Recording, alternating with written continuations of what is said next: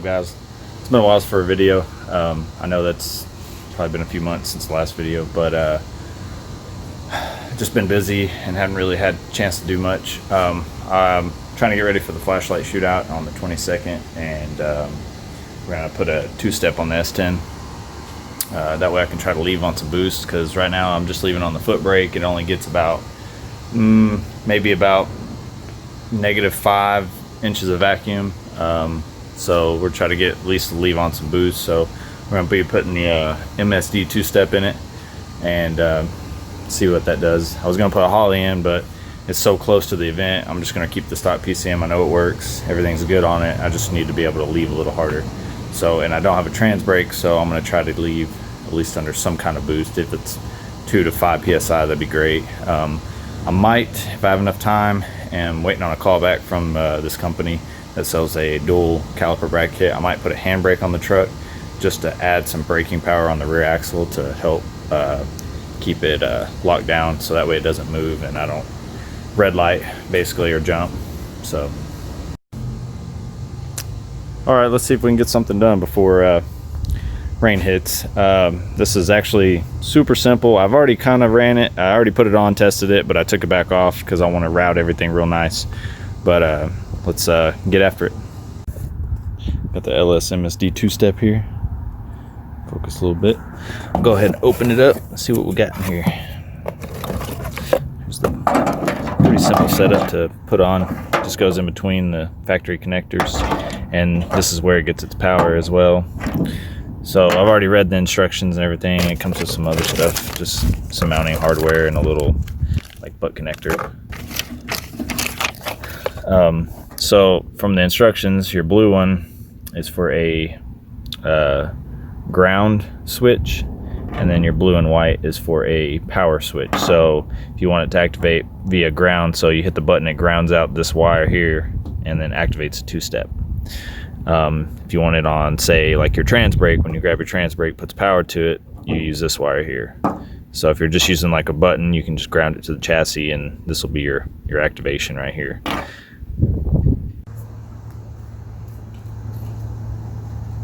Now I'm going to hook this up in real time. This isn't sped up. This is actual time that it takes to hook this MSD box up on an LS.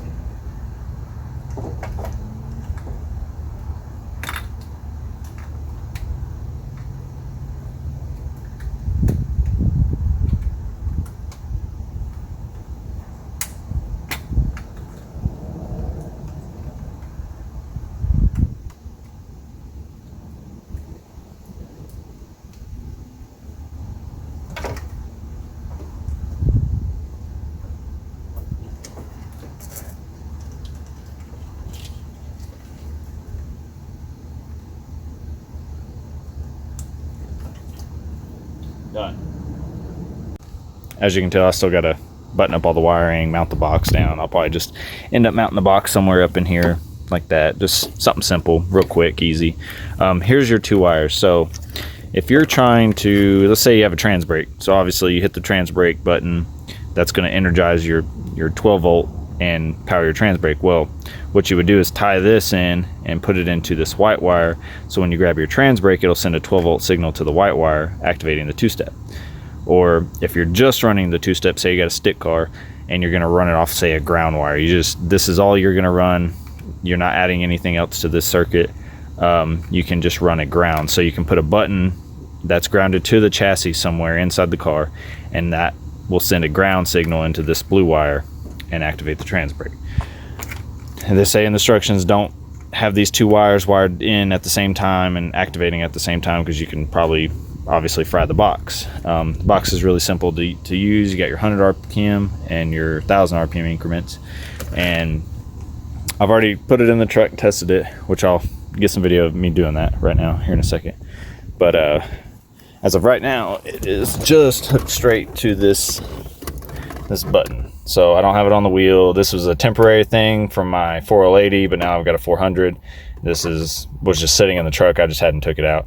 So right now I just hit it, rev it with the foot brake, get on my two-step, and then when I launch, I dump the foot brake in that.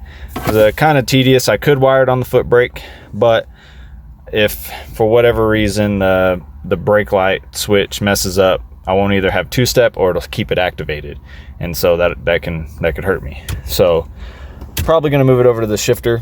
It's got a harness for it that just plugs right here in the back. All right, I don't know if you can hear me very well, but I'm going to do just foot brake, no two-step, and see what kind of boost we get. So this is going to be just foot brake only.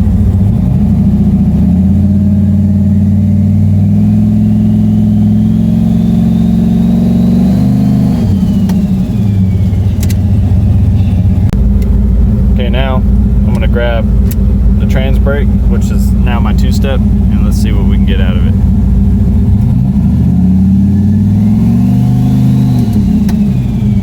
Alright, or not. Having a little issue with this wiring harness, might have to take it apart.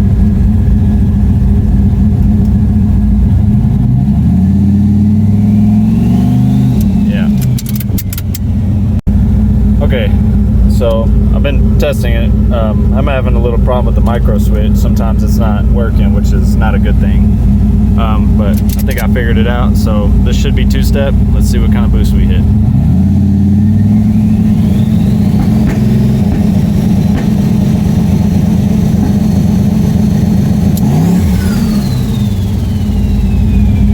Not too bad. That's better than vacuum. So got a couple little pops out of it, but I think it's just because our temp's starting to get up there. We'll kill it and let it cool off a little bit.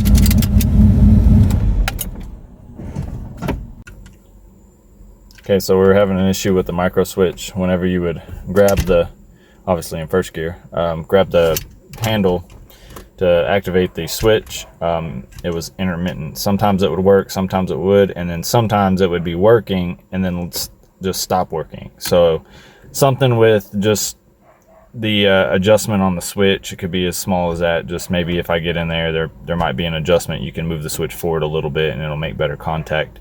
Something really simple. But I went ahead and just wired in my old cheap trans brake that I had in the truck. It's just real simple, just it's old like starter solenoid switch, so you can hook it up to the starter and check it, see if it's working, if you need to bypass the electronics for some reason.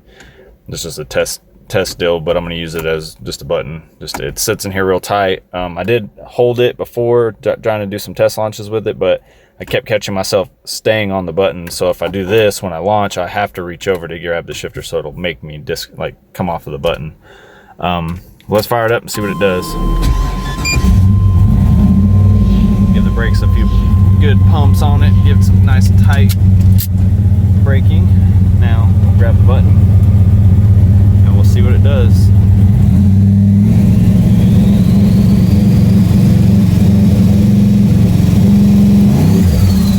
Yeah, that'll work.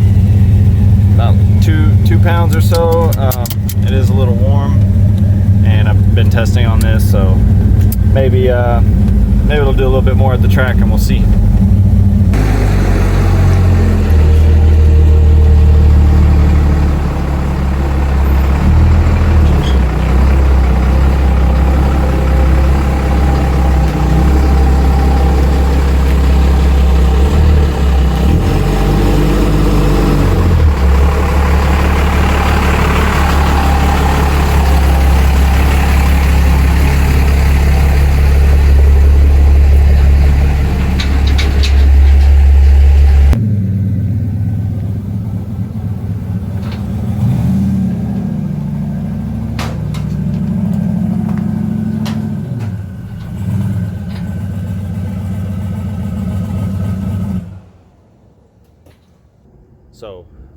So that'll do it for this video.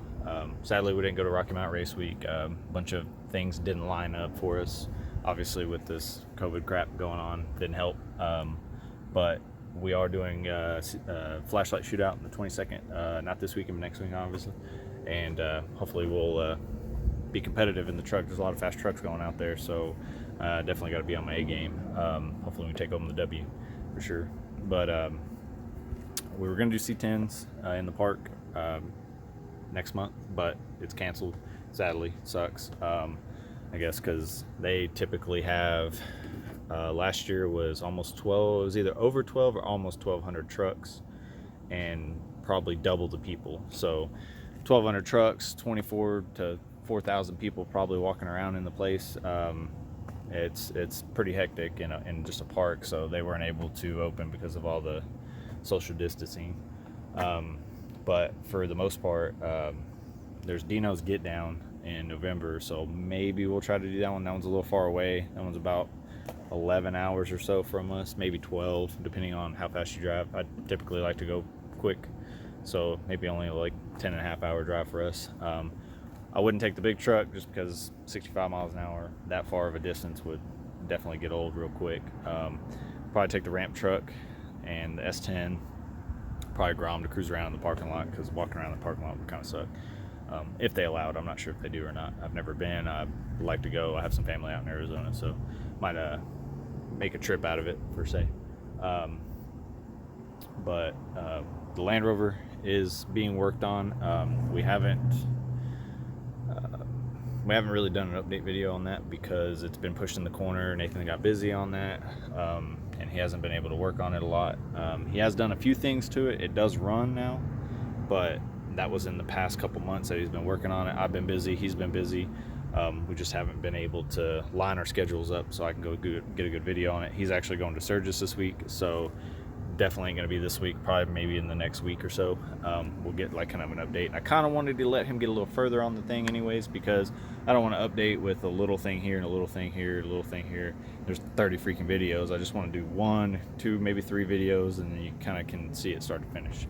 So yeah, we'll get that one going, and I'll get it posted up, so that way I know there's been a few comments, people asking about it, asking questions. I try to keep up as much as I can, but I obviously I don't, because obviously the last video was like 2 months ago, so that's why I'm trying to make videos as much as possible. Just being so busy, I haven't been able to. So if you want to like, subscribe, hit the bell notification if you want to follow us. Peace.